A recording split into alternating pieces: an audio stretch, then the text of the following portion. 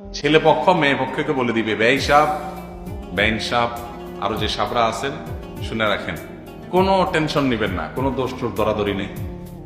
বাস আপনারা আপনাদের মতো চেষ্টা করবেন ভালো করার, আমরা আমাদের মতো চেষ্টা করবো ভালো করার। বিয়েতে দোষ দরাদরি এত বেশি হয়, এটা হয়েছে কেন, ওইটা খাইছে কেন, এটা এদিক পাকা হয়েছে কেন, ছেলের পক্ষ মেয়ের সাজার মধ্যে এইটা দিল না কেন, ওই আইটেম বাদ হইলো কেন, ছেলে বাঁকা হয়ে বসছে কেন, সোজা হয়ে বসছে কেন, এ কথা বলছে কেন, ছেলের বাপে দেরি করছে কেন, মেয়ের বাপে কথা ঠিক রাখে, এই রে বাপ রে বাপ, অমুকরে আগে বলছে কেন, তমুকরে পরে বলছে কেন। মনে করেন দাওয়াত দিছেন, তো দোষ ধরবে, দাওয়াত দিছেন সেই কবে বলে রাখছেন আর একটু মনে করার নাই, আবার মনে করাইছেন, দোষ হবে যে ভাই বলছেন তো একবার, এতবার বলার তো কিছু না, একটা বিয়া আর বলেন নাই তো তো কথাই নাই, ভাই বলেনই নাই, আমাদের মানুষ মনে করে।